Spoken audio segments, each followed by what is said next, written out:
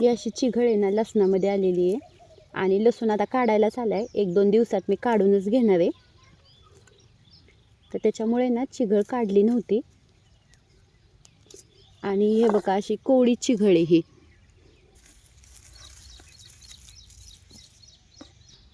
भाजी जर कोवळी असेल तर निवडायलाही अजिबात वेळ लागत नाही, पटपट निवडली जाते.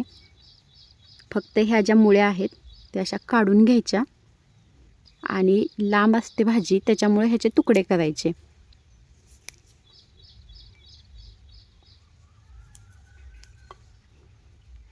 हे बघा मी ही अशी सगळी भाजी अशी निवडून घेणार आहे. आता ही चिघळाची भाजी मी निवडून घेतलेली आहे. आमच्याकडे चिघळ म्हणतात, पण काही ठिकाणी आहे ना चिवळीची भाजी म्हणतात. अजून वेगवेगळी नावं आहेत. आमच्याकडे चिघळ म्हणतात. तर ही भाजी अशी निवडलेली आहे. तर आता आहे ना धुवून घेते ही.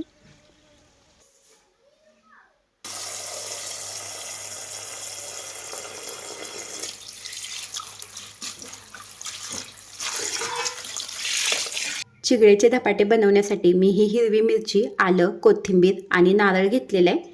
तर आता मी हे बारीक करून घेणार आहे. त्यानंतर 1 चमचा धने आहेत, अर्धा चमचा जिरे आहेत. तर ह्या मिरची बरोबर हेही बारीक करून घेणार आहे. चिगळाची भाजी 4-5 पाण्याने एकदम स्वच्छ अशी धुवून घेतलेली आहे. कारण त्याच्यावरला माती भरपूर लागली होती आणि कसपटही आली होती. तर चांगली स्वच्छ धुवून घेतलेली आहे. आणि मी आता ही भाजी एकदम अशी बारीक चिरून घेणार आहे.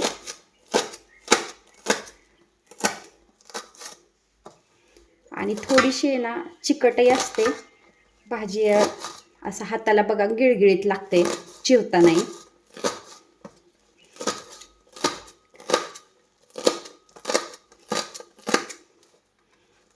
अशी खूप वेळा भाजी बनवून झालेली आहे आणि वेगवेगळ्या पद्धतीने भाजी बनवलेली आहे. म्हणजे कच्चा शेंगदाण्याचा कूट आणि त्यानंतर कांदा, हिरवी मिरची, लसूण घालून, लाल तिखट घालून, बेसन पीठ घालूनही बनवली होती.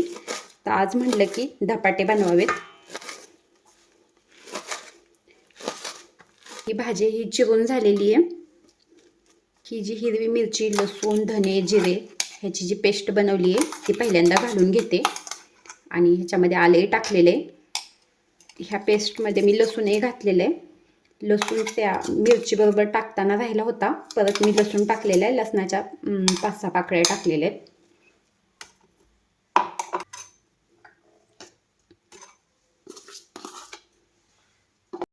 हे 1 चमचाभर तीळ घेतलेले. त्यानंतर 1 चमचा हा ओवा आहे तर तोही घालून घेतलेला आहे. अर्धा चमचा ही घातलेली हळद. हे आहे चकलीच्या भाजणीचं पीठ. मुलांना देण्यासाठी मी चकलीचं पीठ बनवून ठेवलं होतं आणि आता भरपूर दिवस झालेले त्याच्यामुळं मी आता ते पीठ संपून टाकणार आहे. म्हणून मी हे चकलीचं पीठ आहे ना ह्या धपाट्यामध्ये घालणार आहे. आणि चकलीचं पीठ भरपूर दिवस टिकतं कारण त्याच्यामध्ये भाजलेले सगळी भाजणी असते. त्यामुळे हे 2 वाट्या चकलीचं भाजणीचं पीठ घालून घेतलेलं आहे. त्यानंतर हे डाळीचं पीठही घातलेले 1 वाटी. हे 1 वाटी घेतलेले ज्वारीचं पीठ आणि आता ते घालून घेतलेले. ह्या पिठामध्ये मी 2 वाट्या गव्हाचे पीठ घालणार आहे. हे 2 वाट्या घातलेले गव्हाचे पीठ. वरून घातलेली ही कोथिंबीर. मी मिरची वाटतानाही कोथिंबीर घातली होती, पण अजूनही वरतूनही थोडीशी घातलेली आहे. हे घेतलेले 1 लिंबू चिरून आणि 1 लिंबाचा रसही मी ह्या धपाट्यामध्ये घालणार आहे. आता उन्हाळा चालू आहे आणि लिंबू चांगला असतं शरीरासाठी आणि धपाट्यामध्ये त्याची चव छान लागेल म्हणून हे 1 लिंबू आहे ना असं पिळून घेतलेले. मी आधीच ह्याच्यातले बी काढून घेतले होते. आणि आता हे पीठ मी ना सैलसर असं मळून घेणार आहे. जास्त घट्टही नाही, जास्त पातळही नाही.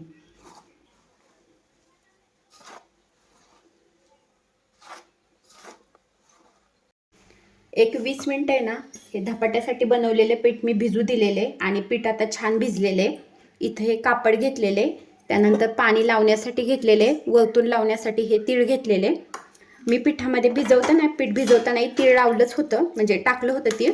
पण आत्ताही मी ना धपाट्याला वरतूनही थोडंसं तीळ लावणार आहे. वरतून तीळ लावलं म्हणजे धपाटे दिसतातही छान आणि चवीलाही छान लागतात.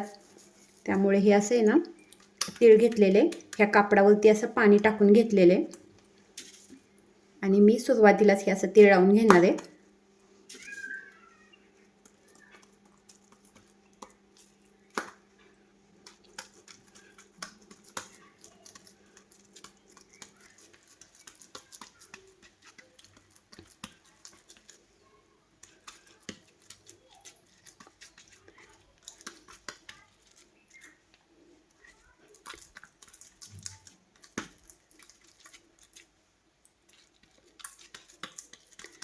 अगदी पटकन होतात धपाटे.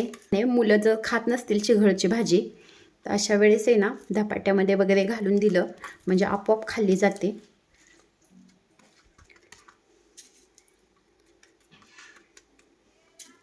असं वरतूनही तीळ लावून घेतलेले.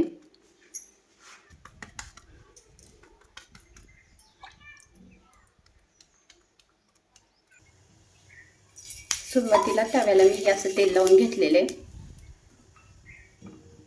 आणि तवा तापलेला आहे.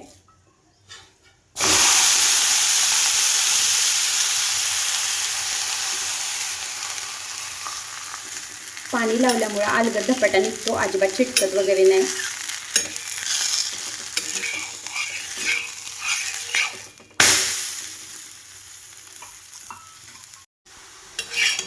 दोन्ही साईडनी ना खरपूस अशी मी धपाटे हे भाजून घेतलेलं आहे आणि असा खरपूस धपाटा तयार झालेला आहे. आता बाकीचे बनवून घेते. इकडे हे माझे धपाटे तयार झालेले सगळे आणि आता चला ताट वाढून घेते. उन्हाळ्यामध्ये ना असंही पाणी पाणी होतं, जेवावंसं वाटत नाही, तर त्यामुळे ना तोंडाला चव येण्यासाठी हे असे ना चिघळाचे धपाटे बनवलेले.